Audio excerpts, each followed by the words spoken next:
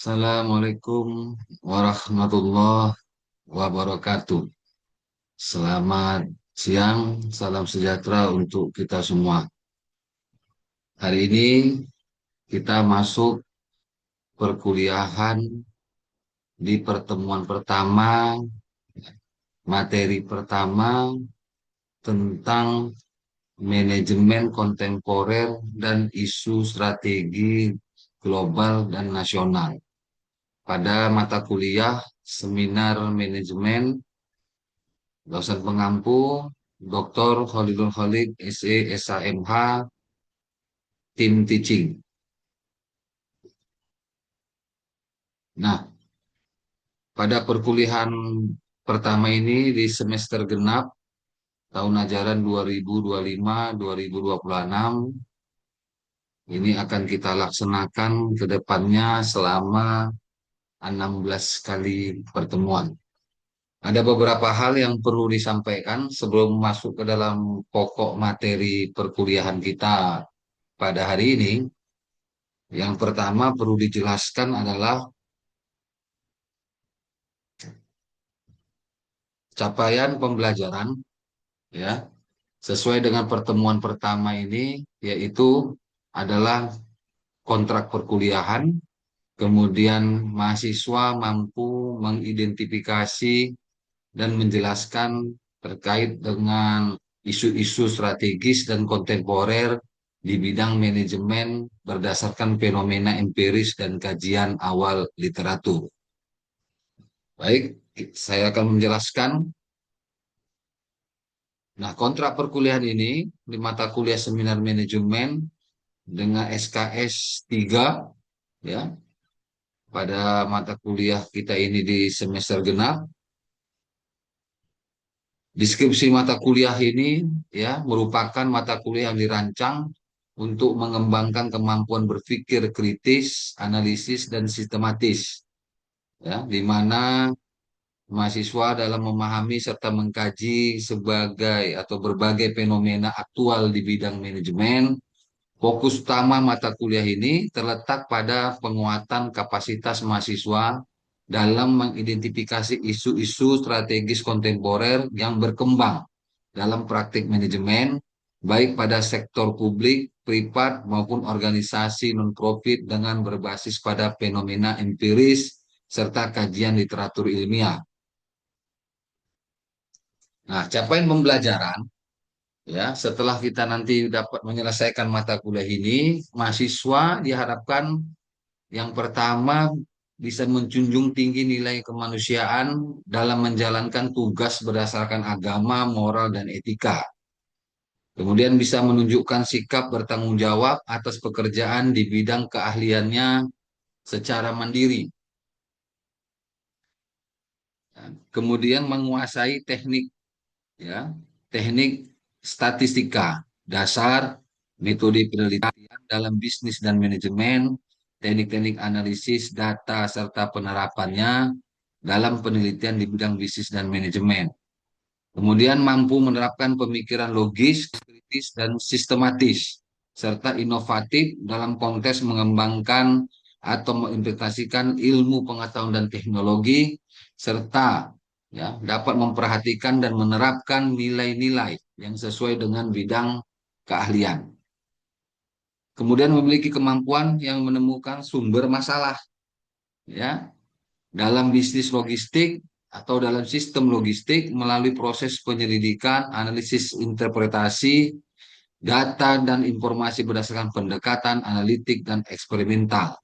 Memiliki keterampilan, ya, untuk riset, mencakup identifikasi, formulasi, dan analisis masalah dalam bisnis manajemen. Yang ketujuh, mampu menerapkan teori dan metode statistika pada analisis data untuk mendukung pengambilan keputusan di bidang pemasaran, keuangan, SDM, logistik, dan lain sebagainya.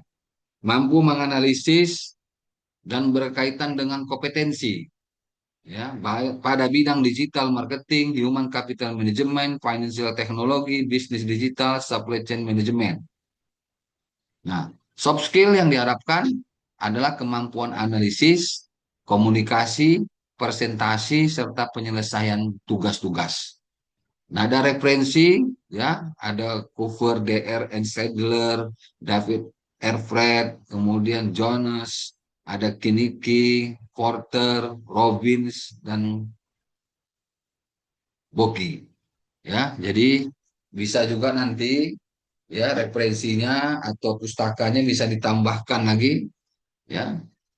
Kemudian tugas-tugas dalam perkuliahan ini mahasiswa diwajibkan untuk membuat dan menyusun proposal mini penelitian yang sesuai dengan panduan penyusunan proposal mini atau sesuai dengan judul tema-tema dari penelitian yang nanti akan kita sepakati. Ya, kemudian penilaian. Untuk lulus, mahasiswa wajib mengikuti perkuliahan lebih kurang 80% ya dari total pertemuan atau 13 kali dari total pertemuan. Nilai akan dihitung berdasarkan komponen berikut. Ada etika atau absensi 10%, tugas 10%, kuis 10%, UTS 30%, serta UAS 40%. Kemudian pembobotan penilaian. Ya, rings 80-100 nilainya A, 70-79 B, 60-69 C. Ya, jika di bawah itu maka nilainya adalah D dan E. Kemudian silabus, topik yang dibahas selama dalam satu semester pembelajaran sistem salvage. Ya, terdiri dari yang pertama sampai 16 pertemuan.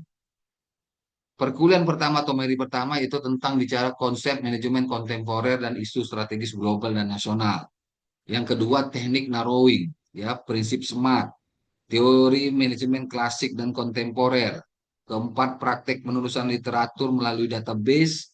Kelima, mapping penelitian terdahulu atau citasi literatur dengan mendelay. Analisis 6 dan kuantitatif, analisis data kuantitatif dan analisis data kualitatif pada pertemuan ke-6.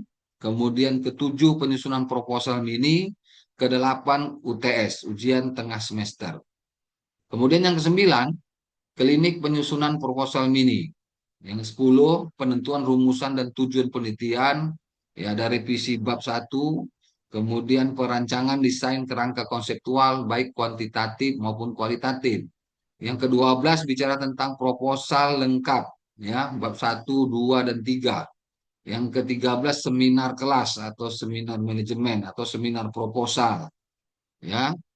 Diikuti di pertemuan ke-14, 15, serta ke-16 kita laksanakan ujian akhir semester. Nah, visi Universitas Pembangunan Pancabudi, ya, menjadi perguruan tinggi swasta yang terkemuka berbasis religius dalam mengembangkan iptek yang bermanfaat bagi kemaslahatan umat. Visi Prodi Manajemen menjadi program studi yang unggul pada bidang ilmu manajemen yang berdaya saing serta internasional serta bermanfaat bagi kemaslahatan umat. Misi Universitas Pembangunan Pancabudi, ya, terdiri ada 5, melaksanakan pengabdian sesuai dengan piagam Pancabudi, mengabdi kepada Tuhan Yang Maha Esa, negara, nusa, bangsa, dan dunia. Kemudian yang kedua, mengembangkan iptek berdasarkan Al-Quran, hadis, mencerdaskan kehidupan berbangsa, ya, dan menggali sumber-sumber ilmu berfaedah dalam bidang iptek dan intek. Ketiga, melaksanakan pendidikan, penelitian, dan pengabdian untuk bangsa dan negara Republik Indonesia yang mutunya dapat bersaing secara nasional, internasional, dalam fitrah pengabdian terhadap Allah Subhanahu wa Ta'ala.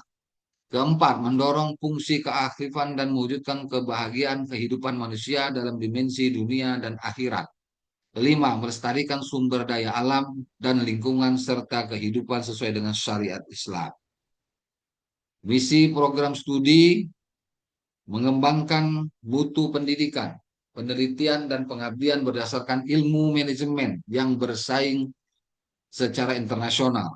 Kedua, mengembangkan sumber daya manusia baik kualifikasi akademik, rekognisi, jabatan akademik, sertifikasi, kompetensi tenaga pengajar, dan tenaga kependidikan di tingkat nasional. Kemudian yang ketiga, menjalin kerjasama internasional dengan DUDI, instansi pemerintah dan instansi luar negeri. Keempat, pengadaan dan mengembangkan sarana prasarana tridharma yang berstandar internasional. Kemudian kita akan membahas 10 nilai tamadun Unpad yang wajib diketahui oleh mahasiswa. Yang pertama, dalam kehidupan kampus dan pergaulan sehari-hari, seluruh aktivitas akademika harus mampu menjadi masyarakat yang memiliki sopan dan santun yang tinggi. Yang kedua, seluruh aktivitas akademika ya melaksanakan pengajian Al-Quran secara berkala dan terukur. Kemudian menghormati, memperingati hari besar Islam, ya, serta berpakaian Muslim seminggu sekali pada hari Jumat.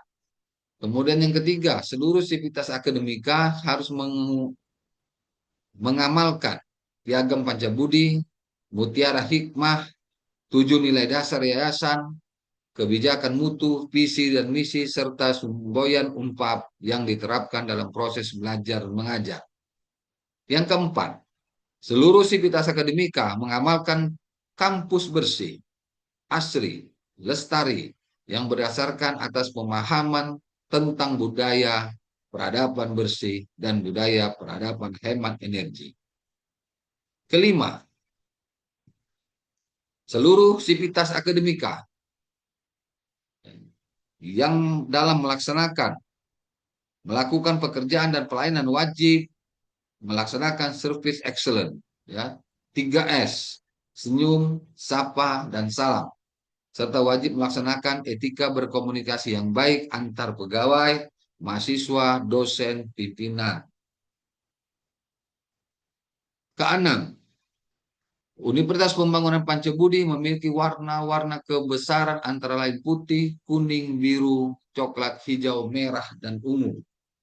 Wajib menggunakan melestarikan simbol-simbol ornamen, artefak dalam penataan lingkungan, bangunan, ruangan,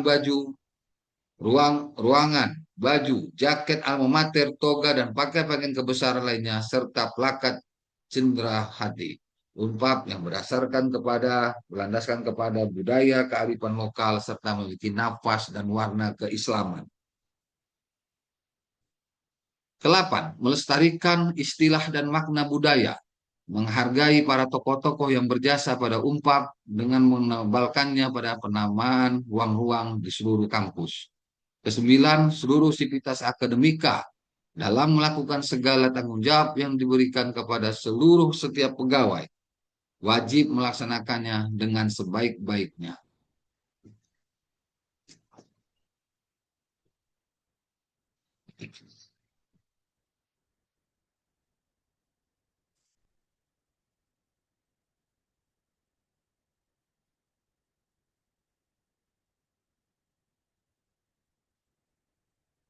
Seluruh sivitas akademika dalam melakukan segala tanggung jawab yang diberikan kepada seluruh setiap pegawai wajib melaksanakannya sebaik-baiknya dan memiliki sifat mandiri serta bersedia meningkatkan kemampuan dari diri melalui pelatihan, penguatan keahlian, dan berwawasan internasional. Untuk lebih mensosialisasikan dan memasyarakatkan serta menyatukan semua tekad dalam pemahaman Unpad sebagai kampus tamadun mandiri, maka ditetapkan sebuah logo tamadun mandiri sebagai pemersatu. Nah, kemudian kepada mahasiswa, ya, perlu kita pahami dan kita ketahui ada 7 nilai dasar yayasan. Yang pertama, menjaga kemurnian, akidah tauhid, dan melaksanakan syariat. Baik sholat, zikir, dan lain-lain. Kedua, bersyukur, bersukacita, dan tidak mengeluh. Ya, rendah hati, sederhana, jujur, apa adanya, memaafkan, dan tidak marah. Yang keempat, berpikir positif, berprasangka baik, dan tidak bergunjing. Yang kelima, berbuat baik, mengubah, dan respect. Keenam, berempati dan memberikan solusi, bukan mengkritik atau mencela. Ketujuh, patuh pada pimpinan, pemimpin, dan mentaati peraturan-peraturan. Keenam, Universitas Pemohon Pancawudi memiliki warna-warna kebiasaan antara lain putih, kuning, biru, coklat, hijau, merah, dan ungu. Wajib menggunakan dan melestarikan simbol-simbol. Uh, Oke, demikian tadi ya. Ada 7 ya, 7 nilai dasar, patuh kepada pimpinan dan mentaati peraturan. Bapak pikir tadi agak sedikit berulang. Kemudian kita masuk ke sesi materi ya, pembahasan. Dalam pertemuan satu ini, materi satu, bicara tentang eh, sesuai dengan judul mata kuliah kita pada pertemuan ini, yaitu manajemen kontemporer ya, dan isu-isu strategis baik global dan maupun nasional. Kita lanjut. Nah, kita bicara tentang evolusi paradigma manajemen.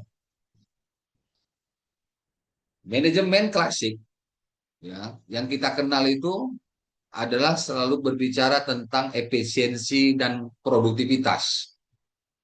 Ya. Kemudian eh, manajemen modern itu bicara tentang sistem lingkungan, sistem dan lingkungan.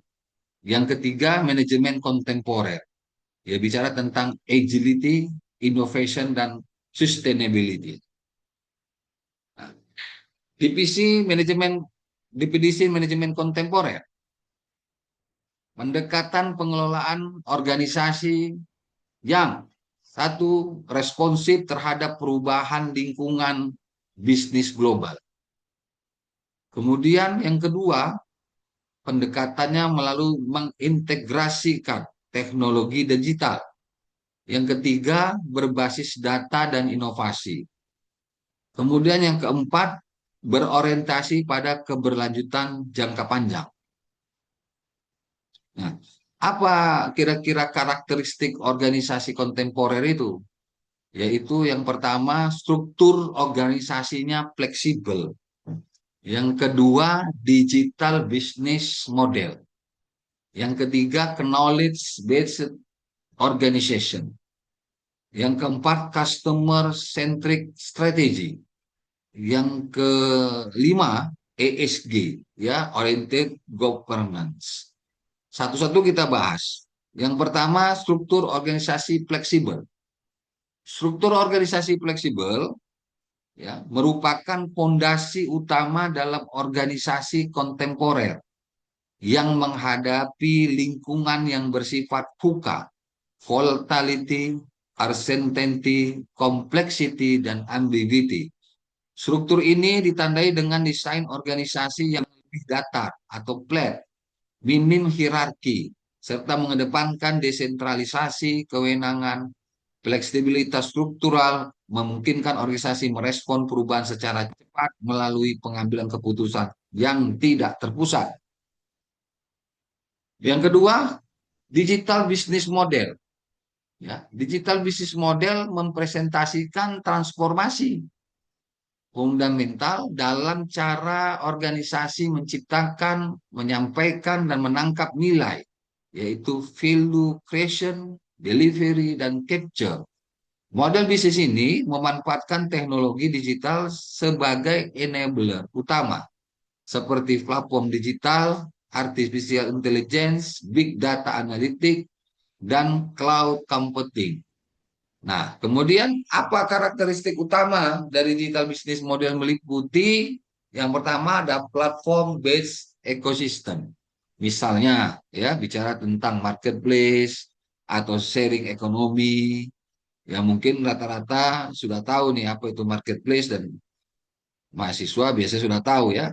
Kemudian data driven decision making, kemudian scalability tinggi dengan biaya marginal rendah, ada disintermediation atau pemangkasan perantara tradisional. Transformasi ini ya tidak hanya meningkatkan efisiensi operasional ya, tetapi juga menciptakan model nilai ya baru yang disruptif, terhadap industri konvensional. Oleh karena itu, organisasi dituntut untuk memiliki kapabilitas digital atau digital capability yang kuat agar tetap kompetitif. Poin ketiga, bicara tentang knowledge-based organization. Organisasi berbasis pengetahuan ini menempatkan knowledge sebagai aset strategis utama dalam menciptakan keunggulan kompetitif berkelanjutan. Ya, dalam konteks ini, organisasi tidak hanya mengelola sumber daya fisik, tetapi juga mengoptimalkan intelijen ya atau intelektual kapital yang terdiri dari human capital, struktural capital, dan relational capital. Organisasi semacam ini mampu melakukan inovasi secara konsisten karena pengetahuan terus diperbarui, disebarluaskan, dan dimanfaatkan dalam proses pengambilan sebuah keputusan. Yang keempat, customer centric strategy. Ya, ini customer centric strategy ya menempatkan pelanggan ya sebagai pusat dari seluruh aktivitas organisasi. Pendekatan ini berfokus pada pemahaman mendalam terhadap kebutuhan, preferensi, perilaku pelanggan melalui pemanfaatan data dan teknologi analitik. Dalam organisasi kontemporer, nilai tidak lagi ditentukan hanya oleh kualitas produk, tetapi oleh pengalaman holistik yang dirasakan pelanggan. Oleh karena itu, ya, orientasi pelanggan menjadi determinan utama dalam membangun loyalitas serta keunggulan yang kompetitif. Yang kelima ada SG Oriented Governance. Nah, ini bicara tentang masalah mencerminkan pergeseran paradigma ya tata kelola organisasi dari profit oriented menuju sustainability oriented ya yang disebut ESG, environmental, social, dan governance. Menjaga kerangka strategis dalam memastikan bahwa organisasi tidak hanya menghasilkan keuntungan ekonomi tetapi juga memberikan dampak positif bagi lingkungan dan masyarakat. Jadi bicara dimensi ESG ini ada meliputi environmental, ya sosial serta governance. Apa itu environmental? Dampak lingkungan, efisiensi energi, mitigasi perubahan iklim. Sosial apa itu kira-kira? Adalah bicara tentang tanggung jawab, kesejahteraan karyawan, dan inklusivitas. Governance bicara tentang transparansi, akuntabilitas, dan bisnis. Nah, strategi manajemen kontemporer ya bicara tentang environmental scanning, pesta analisis, competitive strategi, ya ada voter five focus, core competitions, kompetensi, blue ocean strategi, serta business model innovation. Nah, ini strategi-strategi manajemen kontemporer. Nah, kemudian environmental scanning pestal analisis itu apa? Ya, bicara tentang merupakan sebuah proses sistematis yang mengidentifikasi, menganalisis serta menginterpretasikan faktor-faktor eksternal yang mempengaruhi organisasi. Ya, salah satu alat yang paling umum digunakan adalah pestel analisis. Political, ekonomik, sosial, teknologi, environmental, serta legal. Nah, kompetitif strategi ya tentang four to five scores ya ini adalah konsep yang dikembangkan oleh Michael E. Porter merupakan kerangka analisis untuk memahami struktur industri dan tingkat persaingan. Ada 5 kekuatannya ya meliputi satu ancaman ya ancaman pendatang baru, kedua daya tawar pemasok, ketiga daya tawar pembeli, keempat ancaman produk substitusi, yang kelima intensitas persaingan industri. Nah, ini konteks dalam organisasi kontemporer, analisis ini digunakan untuk merumuskan strategi kompetitif, ya seperti cost leadership, diferensiasi, fokus strategi. Tapi, namun perlu dicatat bahwa dalam era digital, batas industri menjadi semakin kabur, sehingga analisis ini sering dikombinasikan dengan pendekatan ekosistem bisnis atau bisnis ekosistem. Nah, kemudian ada core kompetensi. Ya, ini konsep core kompetensi diperkenalkan oleh C.K. Farahalat dan Gary Hamel menekankan bahwa keunggulan kompetitif itu dalam organisasi berasal dari kemampuan inti yang unik, sulit ditiru, dan memberikan nilai bagi pelanggan. Ada karakteristiknya, ya, core kompetensi itu memberikan akses ke berbagai pasar, kemudian memberikan kontribusi signifikan terhadap nilai pelanggan, sulit ditiru oleh pesaing. Kemudian ada strategi yang berikut, yang keempat adalah Blue Ocean Strategi. Konsep Blue Ocean Strategi dikembangkan oleh Wee Chan Kim. Ini menekankan penciptaan ruang pasar baru, ya, belum tergarap, ya, sehingga organisasi tidak perlu bersaing secara langsung, ya, dalam pasar yang sudah jenuh atau red ocean. Prinsip utamanya dalam Blue Ocean Strategi adalah value innovation, menghilangkan trade-off antara depresiasi dan biaya, menciptakan permintaan baru serta rekonstruksi batas pasar. Jadi pendekatan ini relevan, ya, di era disrupsi karena memungkinkan organisasi keluar dari persaingan konvensional dan menciptakan keunggulan berbasis inovasi strategi. Kemudian yang kelima, model Business Model Innovation, BMI. Ini adalah proses bagaimana mendesain ulang, ya, cara organisasi menciptakan, menyampaikan, dan menangkap nilai inovasi tidak selalu berbasis teknologi, tetapi dapat mencakup perubahan seperti value proposition, revenue model, customer segment, distribution channel, key partnership. Nah, yang menarik dari isu strategis, ya, nasional atau Indonesia, ya, adalah pertama bicara tentang transformasi digital sektor publik dan swasta, ya. Kemudian pembangunan berkelanjutan atau dikenal dengan SDGs, ya, yaitu bicara tentang Sustainable Development Goals. Kemudian penguatan UMKM dan ekonomi hijau. Ya, keempat, reformasi birokrasi dan tata kelola. Nah, apa peran manajemen dalam menghadapi isu global ini? Yaitu yang pertama, perannya melaksanakan strategic planning berbasis risiko. Ya, kemudian manajemen perubahan atau change management. Yang ketiga, inovasi berkelanjutan. Yang keempat, penguatan tata kelola organisasi. Ya. Nah, dari beberapa hal, ya, peran dalam isu global strategik, ya, manajemen dalam menghadapi isu global ini, nah, ini penting terkait dengan materi perkuliahan yang disampaikan pada hari ini, bagaimana mata kuliah seminar manajemen, ya, atau nanti dalam hal membuat proposal penelitian dengan tema-tema yang apa ya namanya, ya, eh, yang update, yang terkini sesuai dengan isu-isu global, ya, maupun isu-isu nasional. Nah, sehingga dalam kerangka penelitian, ya, membuat tema atau judul penelitian itu diharapkan mampu sesuai dengan kondisi-kondisi yang terbaru. Sehingga bisa kita teliti, bisa kita hasilkan dan bermanfaat bagi kita, bagi masyarakat, bagi negara. Nah, apa sebenarnya poin-poin penting dari kesimpulan dari materi perkuliahan pada pertemuan atau materi satu ini adalah manajemen kontemporer itu bersifat adaptif dan strategis. Isu global nasional mempengaruhi praktik manajemen. Penelitian seminar harus kontekstual dan aktual. Yang ketiga, integrasi teori dan isu strategis meningkatkan relevansi akademik.